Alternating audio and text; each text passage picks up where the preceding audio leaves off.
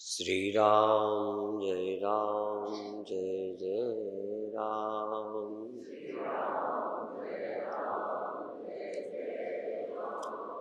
श्री राम जय जय राम।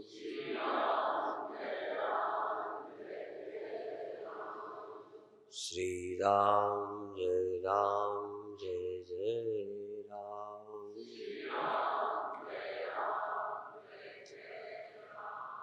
सच्चिदानंद भगवान की। दिन की सभा में का अंतिम श्लोक था यत्र विश्वमिदं भाति। यत्र वैसे कहते हैं जहां, या जिस अस्तित्व में, जिस आत्मा में इदं विश्वम भाति कल्पितम रज्जु सर्पवत। रस्सी में जैसे सर्प दिखता है पर उससे रस्सी बिगड़ती नहीं है। रस्सी कोई बदल कर सांप नहीं बनती, केवल अंधकार से रस्सी सांप जैसी दिखती है। यदि रस्सी बदल जाती तो विकारी होती। ऐसे जिस आत्मा में रस्सी के सर्प की तरह संपूर्ण जगत मालूम पड़ता है, मात्र उस आत्मा को बिना बिगाड़े यह संसार जिसमें प्रतीत होता है, उस आनंद परमानंद को सबोधस्त्वम सुखम च। सबोधस्त्वम, जिसमें, जिस चैतन्य सत्य में ये सब जगत रस्सी की सर्प की तरह भासता है, वह बोध स्वरूप कौन है? मैं। उस बोध स्वरूप को समझकर, जानकर सुखम चर, सुख से जी, सुख से विचर, सुख से रह। संशय विपर्य आदि से मुक्त होकर, इस सच्चाई को ठीक से समझकर, निश्चिंत होकर, दुख से मुक्त होकर, सुख से रह, विचर, ये कहकर समाप्त किया था। अब अगला श्लोक मुक्ताभिमानी मुक्तो ही। ये श्लोक बहुत पहले मैं बोलता रहा हूं, पर मुझे ये नहीं पता था कि अष्टावक्र गीता का है। कहीं श्लोक पढ़ लिए। मुक्ताभिमानी मुक्तो ही, जिसको मुक्त हूं, जिसके अंतःकरण में, जिसके मन में मैं मुक्त हूं ऐसा अभिमान है, ऐसा लगता है कि मैं मुक्त हूं। जैसे धनी होना लगता है, सुंदर होना लगता है, कुछ ना कुछ लगता ही है। अज्ञानी हूं, मूर्ख हूं, दुखी हूं लगता है। यद्यपि बंधा हूं, ये भी तो अहंकार ही है। देखो, एक सुपीरियरिटी होती है और दूसरी इन्फीरियरिटी।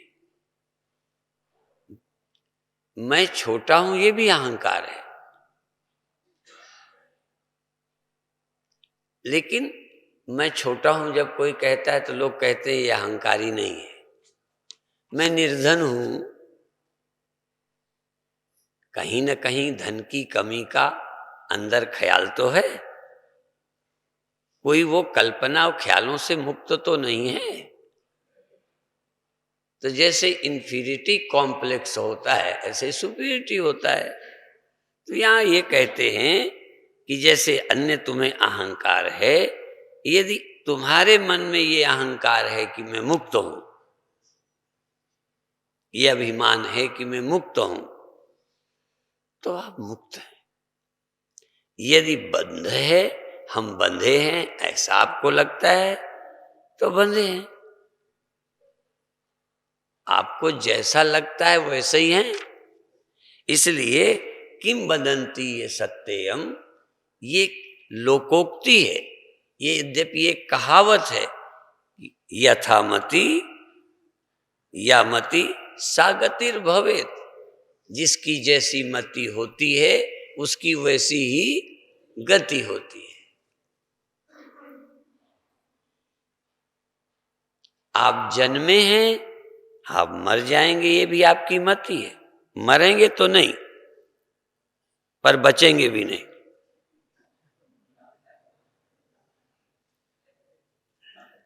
स्वप्न में आप मर गए थे तो कभी लगा था कि अभी हम बचे हैं? स्वप्न में मेरी सचमुच 2 बार मृत्यु हुई, तो उस समय तो हम मर ही गए थे, बचे थोड़ा थे। पे जागे तो पता चला मरे ही नहीं। जब स्वप्न गया, नींद टूटी, तो फिर अपने को मरा नहीं पाया। उस समय हम ही अपने को मरा पाते थे। ये बुद्धि का कमाल। बुद्धि जितना आश्चर्य दुनिया में कुछ नहीं है। सबसे आश्चर्य है बुद्धि का। वो चाहे तो तुम्हें मरा दिखा दे, जिंदा को मरा। कमाल है। कई लोग कहते हैं हम ऐसी तुम्हारी मरम्मत करेंगे कि दिन में तारे दिखा देंगे। ये बुद्धि तुम्हें जिंदा रहते मार दे। और जितने को मारा है इस बुद्धि ने ही मारा है, और जिसको तारा है इस बुद्धि ने ही तारा है।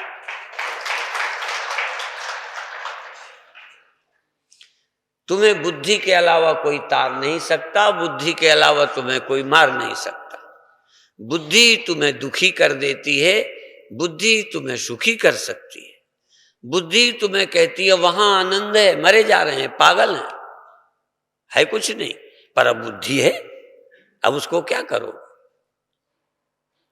और तुम पूरे अंदर से तैयार ना हो कि इस बुद्धि को चेंज करना है, तो कोई तुम्हारी बुद्धि को चेंज भी, क्योंकि वहां तो नींद एक दुर्घटना की तरह। नींद आई, स्वप्न आया, नींद खुली, बच गए। वहां किसी की जरूरत नहीं थी। प्रकृति के नियम से दुर्घटना से नींद खुल जाती है। यहां तुमको यदि ये लगे कि ये सुख है तो तुम्हें लगेगा, पागल हो जाओगे।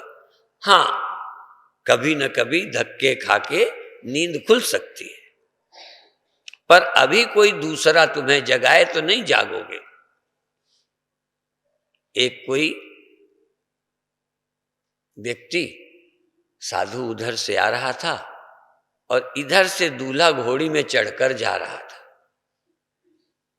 आमने सामने पड़ गए। साधु भी हंसे। साधु हंसे कि देखो जा रहा है बेचारा। साधु हंसे, बेचारा जा रहा है। तो घोड़ी वाला भी हंसा, घोड़ी में चढ़े भी हंसा कि देखो बाबा मारा मारा फिर रहा है। तो जब दोनों हंसे तो एक दूसरे से पूछा, भाई तुम क्यों हंसे? कहें तुम क्यों हंसे? तो संत ने कहा, मैं तो इसलिए हंसा कि जहां तू जा रहा है वहां से मैं होके लौट आया हूं। मेरी भी शादी हुई थी, मैं भी ऐसे घोड़ी चढ़ा था, पर वहां कोई बात बनी नहीं तो लौट आया। पर शायद संत की सुन के कोई दूल्हा अभी लौटा नहीं होगा, अभी तो गया ही होगा। क्योंकि वो भी कहेगा जब तुम लौटे हो तब मैं भी लौटूं, मैं रास्ते से क्यों लौटूं, मैं होके ही आऊंगा। किसी की कोई सुनता नहीं है। कोई शिष्य होता है जो गुरु की सुनता है। ये जबरदस्ती सुनाना भी चाहे कि तुम काहे राजनीति में पड़े हो, क्यों कुर्सियों में मरे जा रहे हो, एक दिन तुम ही मर जाने वाले हो, काहे को चिपके हो कुर्सियों से। पर इतने थोड़ी देर के लिए कुर्सी के लिए देश नहीं देखें, संस्कृति नहीं देखें, सभ्यता नहीं देखें, झूठ और सच नहीं देखें, कुर्सी के लिए क्या नहीं कर सकते। लालू ने रिपोर्ट निकलवाई गुजरात वाली कि उन किसी ने कुछ नहीं करा, कोई ने आग नहीं लगाई, ऐसे ही लग गई। देखो इन बेईमानों की कोई झुठाई का अंत है। क्या आदमी सोच ले, क्या करे, मनुष्य पागल हो जाता है। अब जिसको वहां सांप दिखता है स्वप्न में, अब वो डरेगा। अब कोई कितना कहे सांप नहीं है, चिंता मत करो, छत से गिर गया स्वप्न में, पैर टूट गए, कोई कहे रो मत, कुछ नहीं हुआ। ये स्वप्न साकार हो जाता है, ये कल्पना घनीभूत हो जाती है। जैसा हम सम्मोहित हो जाएं वैसे ही दिखने लगता है। हमें प्रेम हो तो तुम में सुख दिखता है, नफरत हो जाए तो तुम में नरक दिखने लगता है। पर नफरत होने का पता नहीं कब समय आए। नरक दिखने में लंबा समय लगता है, तुरंत नहीं दिखता, बहुत दिन बाद नरक समझ आता है। कोई भाग्यशाली है जो बिना नरक के नरक देख के रास्ते में रुक जाए। जब हम खेलते हैं, खेलने में सुख लगने लगता है, लड़ते हैं तो लड़ने में लगने लगता है। किसी को मैंने कहा कि तुम चुनाव मत लड़ो, नहीं माने। मैंने कहा तुम इतने अच्छे हो, तुम्हारा देश में बड़ा वो है और तुम्हें टिकट भी दे रहे हैं, तुम यदि कह दो हमें नहीं चाहिए तो तुम्हारा कद और बढ़ जाएगा। कि इन्होंने टिकट मिली नहीं ली, दूसरे जो औरों की लार टपकती है वो खुश हो जाएंगे कि इसने छोड़ा तो हमें मिल गई, नहीं तो हमें न मिलती। तो वो तुम्हारे दुश्मन भी मित्र बन जाएंगे, तुम्हारा कद बढ़ा जाएगा। अब हमने कहा कहीं हार गए तो बनी बनाई साधुता चली जाएगी, और हुआ वही, वो हार ही गए। ये सच्ची घटना है। तो परमात्मा पता नहीं तमाशा दिखाता है। और मैं अभी अभी अमृतसर था तो एक दिन दृष्टांत बोला नारद का। अब देखो भगवान भी कितना मखोलिया है, और कोई अभिमान बुरा नहीं था, यही तो था कि मैं काम पर विजय पा चुका हूं, काम विजेता हूं। अब कोई आदमी इतना विजयी हो जाए, मैच जीत जाए तो फूले नहीं फिराते, कोई काम पर विजय पाले, जिस सबको नचाता रहता है, तो अभिमान होना स्वाभाविक है। हो गया। शंकर सबसे तो कहा ही होगा, शंकर से भी पहुंच गए। तो उन्होंने कहा मुझे भी ऐसा ही एक बार हुआ था, मुझे भी ऐसे ही हुआ, फिर मुश्किल से सब अजीब ही सा दिखने लगा, फिर मुझे ऐसा करना पड़ा। देखो ये सबसे कहो पर भगवान से मत कहना। भगवान ही एक हैं जो अपने अलावा दूसरे को नहीं देखना चाहते। खैर वो लंबी कथा है, सब मालूम है कि रूप भी मांग लिया पर भगवान ने नहीं दिया। बताओ, भगवान अहंकार भी चूर्ण करना चाहते थे और फंसाना भी नहीं चाहते थे। है तो वो करुणा कि तुम विजयी हो, ये दिखा दिया कि तुम क्या समझते हो अपने को, और बचा भी लिया। तो कथा लंबी, खैर विष्णु तक को श्राप दे दिया। यदि तुम्हारे बस में हो ना, तुम भी कई बार दे देते कि मेरी हंसाई कराते हो, मेरी दुर्दशा, मुझे फेल कर दिया, मुझे असफल कर दिया, मेरे लड़का मर गया, मेरा ये हो गया, मैं निर्धन हो गया, रोज मंदिर जाता हूं, इतना करता हूं, तुम्हें शर्म नहीं आवे? मैं मर गया, गरीब होते भी ऐसा करता रहा, जाता रहा, रोज आता रहा। लोग समझते हैं मन की कर दे वही भगवान होता है। असल में सच्चे जो भगवान है तुम्हारे मन को कि होने ही नहीं देते, क्योंकि जब तक मन की होती रहेगी तुम कभी नहीं जाग सकते, सुख की नींद में सोए रहोगे। मैंने सुना एक कहानी थी, कहानी बहुत लोगों ने बना ली है। कहते हैं एक सियार था, सियार जंगल में रहता है। अब घूमते घूमते रात को बस्ती तक आ गया। तो जो चने भूनने का काम करते हैं, क्या बोलते हैं, भाड़ भूंजा है, तो चना भूंजा पर वो भाड़ भूंजा सही। भाड़ को कोई भूनता थोड़ी है, पर नाम सब विचित्र ही होते हैं। तो उसके यहाँ वो घूमते घूमते गया, तो रात, वो दिन का था, रात को आग तो बुझ गई थी पर राख गर्म थी। तो सियार को बड़ा अच्छा लगा, ठंडी के दिन थे, उसी में गया तो अच्छा लगा, रजाई सी मिल गई, गरम गरम, वो उसी में सो गया। अब थोड़ा सवेरा हुआ तो भाड़ भूनने वाला निकला, तो उसको आग लगाना था, दोबारा गर्म करना था। जो यूं किया तो सियार निकला। तो पहले तो उसी ने 2-4 लट्ठ मारे, फिर कुत्ते आ गए मोहल्ले के, चीड़ फाड़ के धर दिया। ये सुख जो है अच्छो अच्छो को परेशान करता है, पर कोई ही समझता है कि सुख की नींद में अभी मत सो, ये तुम्हारा टाइम बर्बाद कर देगा, जो कर सकते थे उससे वंचित हो जाओगे। कल परसों भी मैंने कहा था, वरदान वाले बेकार चले गए, जिनको श्राप हुआ उनका बेड़ा पार हो गया। दुख जगाता है, सुख सुलाता है। इसलिए कोई भाग्यशाली जिसको भगवान असफल करते हैं, पर असफलता का दुख कितना होता होगा।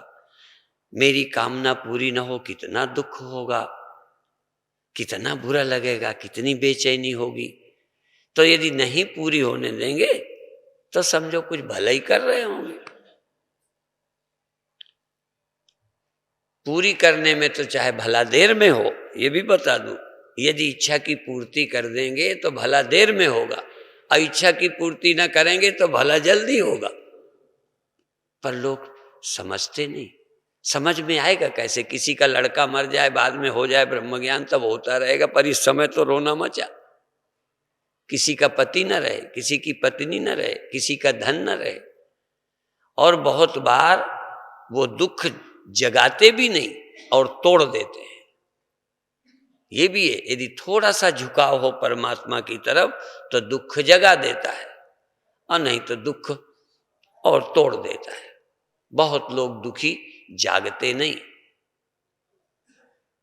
कोई कोई दुखी आदमी भी जागता है, नहीं फिर कोई और रास्ता ढूंढता है, और गुरु ढूंढता है, और मंदिर ढूंढता है, दूसरा सिद्ध पुरुष ढूंढता है, किसी तरह मेरी कामना पूरी हो जाए, मंत्र तंत्र जादू टोने करता है।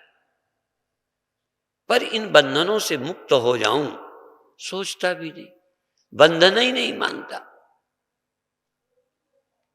कभी कभी तो रोगी कुपथ्य मांगता है खाने को। तो ये मनुष्य अपने पतन का रास्ता ढूंढता रहता है, नहीं समझता। तो ये देखिए, वो कहते भाई मुक्त होने का यदि अभिमान हो, मुक्त होने का, मुझे कुछ नहीं चाहिए। मुक्ताभिमानी मुक्त होए, बद्धो बद्धाभिमान्यपि किम बदंती ये सत्यम। ये किम बदंती सत्य है। यथा यामति सागतिर्भवे, यामति जैसी मति, जो मति सो गति। जो मति, तुम क्या हो? मुक्त हो। स्वप्न से जागे मुक्त, स्वप्न में थे पता नहीं, वो जो देख रहे थे देख रहे थे। तो दो तरह की मति, संसार की दृष्टि होगी तो उसमें दुख आएगा ही आएगा, कितना भी चाहो। यदि इसको तुम मान भी लो कि ठीक ठाक है, मैं ठीक हूं, वो कब तक रहेगा? एक दिन बच्चा था, खेलता था, कोई टेंशन नहीं थी। अब वो सयाना हुआ, गई बचपना गया। बचपन खेल कूद में चला जाता है। जवानी थोड़ा वो भी कम नहीं है। वो जवानी बचपन से भी ज्यादा आकर्षक है, फंसाने वाली है। अकल तो थोड़ी बढ़ी, पर कामनाएं इतना अंधा बनाएंगी कि बड़ा मुश्किल है। तो इसलिए फिर क्या करो? सोचो, किसी से सुनो, तो मुक्त हो। अनुभव करो कि इसकी मुझे कोई आवश्यकता नहीं। क्षण भर अंदर जाओ तो तुम्हें अनुभव होगा, मैं मुक्त हूं, मैं चैतन्य हूं, मैं शांत हूं।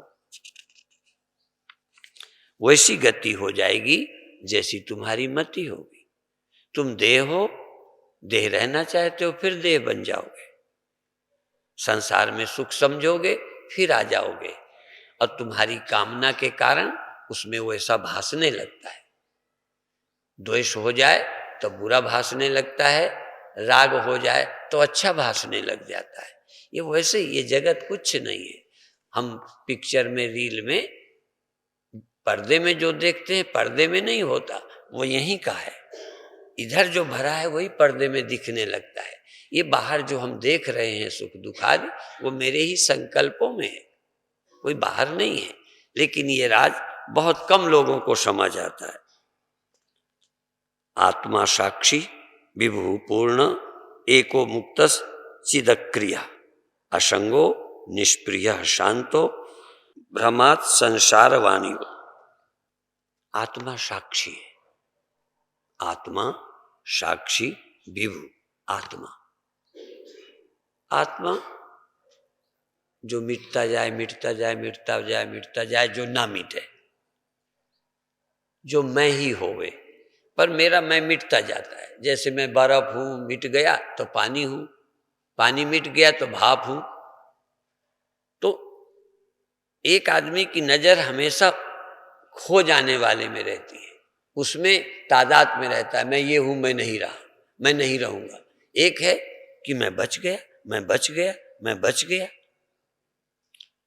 जरा सा ध्यान आ जाए, स्वप्न में मेरी मृत्यु हुई तो मैं मर गया, ये भी है। जरा सा ध्यान आए, बिना जागे आ जाए तो कहने क्या है। पर उस कल्पना को कैसे तोड़े, मैं मर गया हूं कैसे।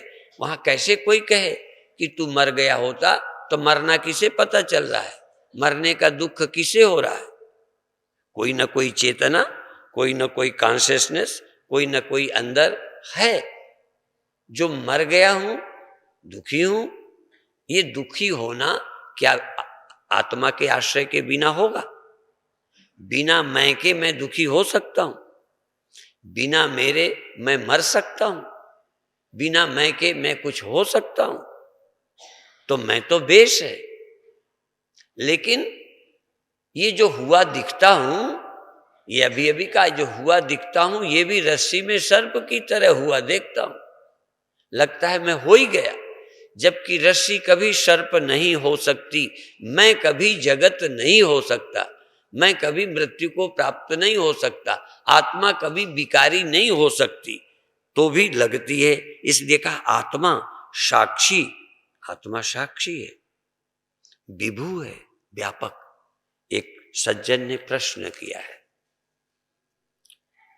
एक ही सबका दृष्टा है, ये समझ नहीं आ रहा है, कृपया सहज भाव से स्पष्ट करने का कष्ट करें। आत्मा सबका दृष्टा है, ये समझ नहीं आता। जो समझ आता है वो भी अभी सत्य तो नहीं है। तुम्हें समझ आता है कि मैं देह हूं, देह रोज छोड़ते हो, नींद में जाते हो। जो देह को मैं समझता है, थोड़ा सा ध्यान दें, जो देह को मैं समझता है वो देह पड़ा रहता है। वही जो देह को मैं समझता है, स्वप्नों को उस देह को मैं समझने लगता है 1 मिनट में। उस समय इसकी कोई चिंता नहीं है। जिस समय वो स्वप्न में होता है उस देह को बचाता है। खतरा हो, सांप आए तो उसको बचाता है। वो उसकी शादी की सोचता है, इसकी शादी की नहीं सोचता जो यहां पड़ा है। यदि ब्याह होगा तो उसका होना चाहिए, वो मैं है, ये पड़ा है। इसका मतलब सोच का इतना बड़ा प्रभाव है। तो जिस देह को मैं कहते हो, क्या ये सच्चा अनुभव है? इसी तरह तुम जिस मन को जगने पर कहते हो मैं जागा, क्या ये सच्चाई है? जैसे देह होना सच्चा लगता है, ऐसे सीमित होना सच्चा लगता है। यदि असीम का बोध हो जाए, स्वप्न में कोई नहीं सोचता कि ये कई चेतन है, पर एक व्यक्ति जो सोया था, स्वप्न देख रहा था, वो जग जाए, उसका अपना देह तो गायब होता है स्वप्न का। जब स्वप्न से कोई जगता है तो उसका अपना देह झूठा होता है, पर उसके अपने देह के झूठा होते ही सारे स्वप्न के जितने सत्य थे सब झूठे होते हैं। क्यों? असल में पहला झूठ उसका देह था, और एक झूठ खड़ा हो जाए तो झूठ की लाइन खड़ी हो जाती है। तो तुम जब से अपने को सीमित और देह समझा, तो जितने ये दिखाई देते हैं ये सब हैं झूठे। जिस दिन तुम इस देह के अभिमानी नहीं होगे, जिस दिन तुम ब्रह्मज्ञानी होगे, उस दिन पता चलेगा सब है ही नहीं, और जो सब था वो मेरे में अध्यस्त था। मेरे में दिखाई पड़ता था। तब ये व्यापकता का ख्याल आएगा, सबका दृष्टा हूं तब ख्याल आएगा। जग कर पूछो स्वप्न किसने देखा था, स्वप्ने में कितने दृष्टा थे, स्वप्नों को कितने ने मिलके देखा था, स्वप्ने में कितने चैतन्य थे, तो मेरे सिवा और कौन था? स्वप्न में तो और कोई था ही नहीं। तो इसी तरह से अभी जो अनेक लग रहे हैं, इसलिए तुम्हें लगता है हम व्यापक कैसे, सब में कैसे? हाँ, जग जाओगे तो लगेगा दृष्टा ही एक है, सबका सवाल क्या है? इस बात को धीरे से समझेंगे। तो आत्मा साक्षी विभु पूर्ण एक। अब ये ग्रंथ के शब्द हैं, निश्चित ग्रंथों को पढ़ने के लिए, समझने के लिए बहुत साधना, समझना। जनक तो उत्तम अधिकारी थे, मल विक्षेप जाके नहीं किंतु एक अज्ञान, केवल थोड़ा ब्रह्मता का पता नहीं था, बाकी तो बड़े भक्त थे, अच्छे थे, कर्मयोगी थे, निष्काम थे, राज्य करते थे कर्तव्य बुद्धि से, इसलिए उनको ज्ञान सुनने से हो गया। ये ध्यान रखना आप सब, ये तुम्हारे मतलब की चीज है। जिनके अंतर चित्त में मलिनता नहीं है, चित्त निष्काम है, प्रभु में भक्ति में एकाग्रता जिनको प्राप्त होती है, केवल मैं कौन हूं, ब्रह्म क्या चीज है, वो स्पष्ट नहीं है। तो केवल आत्मज्ञान जिनको नहीं है, केवल ब्रह्म ज्ञान की जिनको जरूरत है, उनके लिए ये ग्रंथ है। पर जिनका चित्त अभी मलिन है, उनको भक्ति करनी चाहिए, योगाभ्यास करना चाहिए, कुछ और साधन करने चाहिए। तो आत्मा साक्षी विभु पूर्ण, पूर्ण का मतलब सब में, सर्वत्र पूर्ण, वही का वही।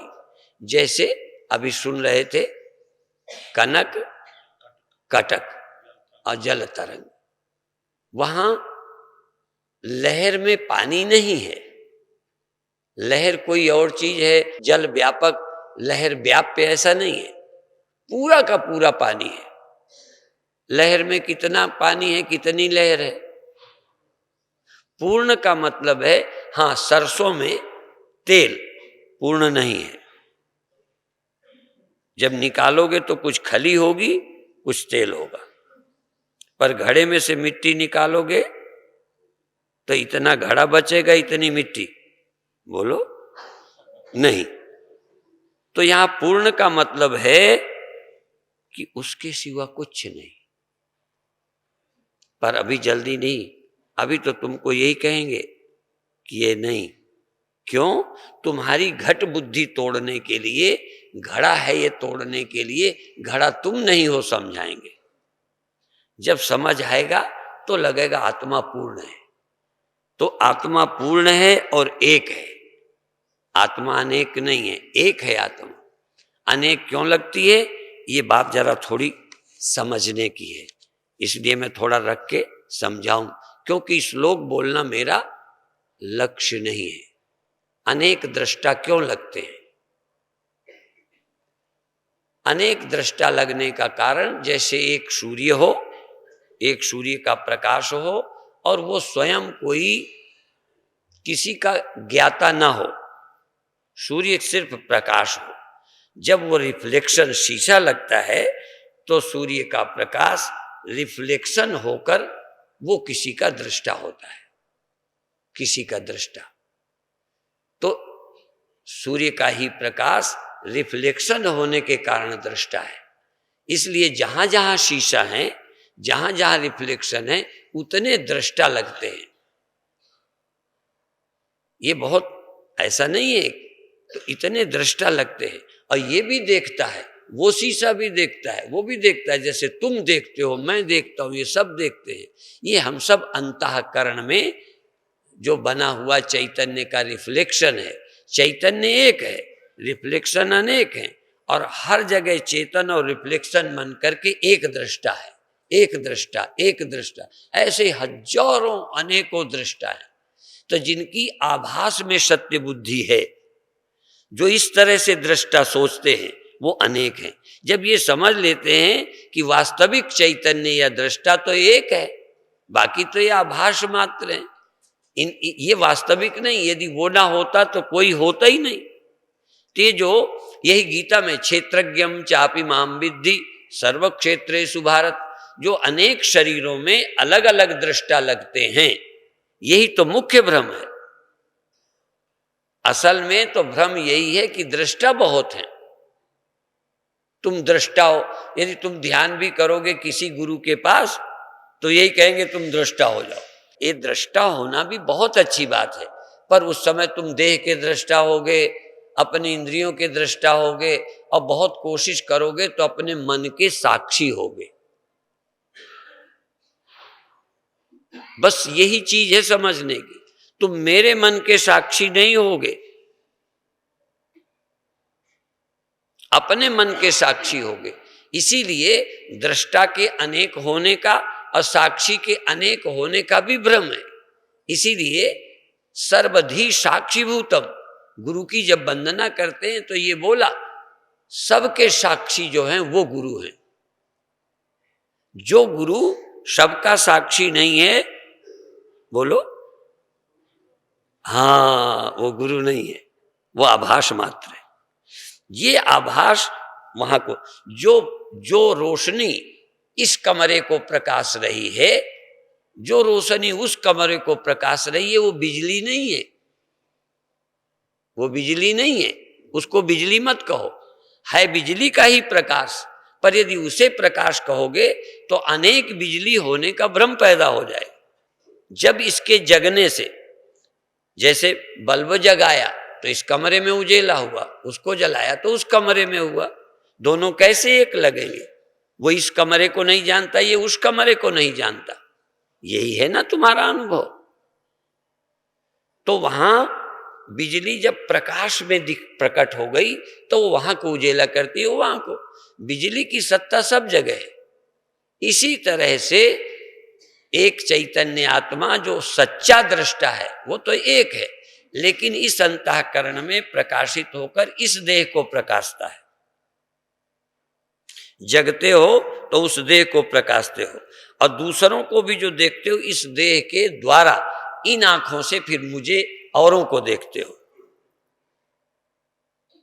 अभी भी तुम उजेला होके, मान लो इसमें एक बल्ब जगा, अब इसके अंदर जगा तो इस कमरे में तो उजेला करता ही है, पर यदि ये जो विंडो है, इन विंडो से थोड़ी लाइट जाती है तो बाहर को भी प्रकाशता है कि बगीचा है, दूसरा कमरा है, बाहर कोई खड़ा है।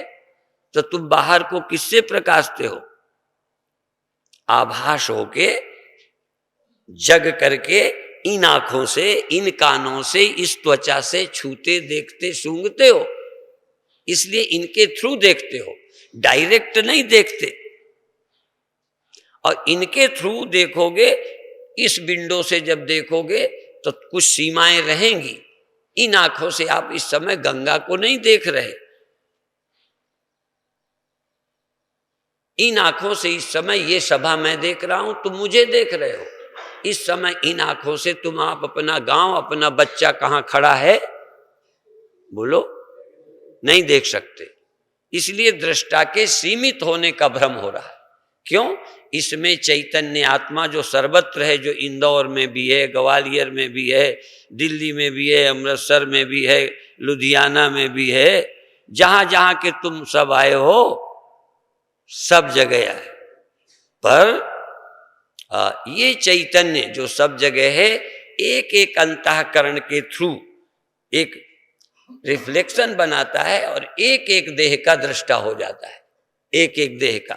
तो एक एक का देह का दृष्टा जब हम सोचते हैं तो सर्वव्यापक और एक नहीं लगते।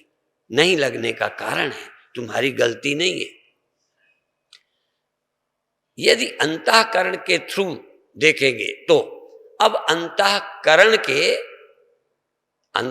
का साक्षी सर्वत्र है, पर जब ये रिफ्लेक्शन इधर को देखता है तो दृष्टा होता है, जब पीछे मुड़ता है तो यही रिफ्लेक्शन जो अपने को देहो हम कहता है, जीवो हम, यही जागृत होकर अपने साक्षी आत्मा से अभिन्न हो जाता है। यही रिफ्लेक्शन सूर्य के प्रकाश से अभिन्न हो जाता है। यही लाइट बल्ब की बिजली के साथ एक हो जाती है लौटकर। जब एक होती है तो ये इंडिविजुअल नहीं रहती। जब रोशनी है तो सीमित है, यदि रोशनी खो गई बिजली में तो व्यापक तो हुई, लेकिन तब देखे किसे? इसलिए समाधि में दूसरा देख नहीं सकते और व्युत्थान में सबको देख नहीं सकते। दोनों बातें समझना। जागोगे तो सर्वदृष्टा नहीं हो सकते, आभास के द्वारा सर्वदृष्टा नहीं हो सकते। यदि लौट गए तो सब दिखना ही बंद, सब रही नहीं गया, सब खो गया। जब सब खो गया तो मैं ही ब्रह्म में लीन हो गया, मैं अलग बचा ही नहीं, किसका दृष्टा बनूं? जब मैं स्वप्न से जाग गया तो क्या स्वप्न देखूं? जाग करके क्या तुम स्वप्न देख सकते हो? तो न तो स्वप्न में सर्वज्ञ, न जाग कर सर्वज्ञ। स्वप्न में सर्वज्ञ इसलिए नहीं कि तुम चोर के मन की नहीं जान पाए, वो तुम्हें धोखा दे के ले गया और लूट लिया। एक किसी लड़की को हाथ लगाया, उसने 2 चप्पल मारे, तुम समझे थे प्रेम कर लेगी, उसने 2 चप्पल झाड़ दिए। तुम सर्वज्ञ थे स्वप्न में? तुम गए थे कि चोरी में सफल हो जाएंगे, पकड़ और गए। यदि तुम सर्वज्ञ होते स्वप्न में तो ऐसा नहीं होता। तो स्वप्न में भी सर्वज्ञ नहीं, जागे तो सब नहीं रहा, सारा स्वप्न खोया। तो सर्वज्ञ कब? जाग कर सिर्फ इतना सोच सकते हो कि जो कुछ दिखा सुनाई दिया था वो सब मेरे ही अंदर था, कहीं बाहर नहीं था, बस। तो मैं सर्वत्र एक दृष्टा है, ना तो जाग करके ऐसे देख पाओगे, और जब ध्यान में जाओगे, अपनी चिन्मात्र सत्ता में लीन हो जाओगे, तो मन के लीन होते ही मनस्य मनि भावे द्वैतम नहीं वो उपलब्ध थे। मन जब लीन हो जाएगा तो दूसरा दिखना ही, तो तुम व्यापक कैसे जानोगे? इसके लिए आगे के प्रकरण आएंगे कि क्या कमाल कर दिया गुरु ने कि हमें समझ तो आ गया। ये बात समझ तो आती है पर समझाई नहीं जाती।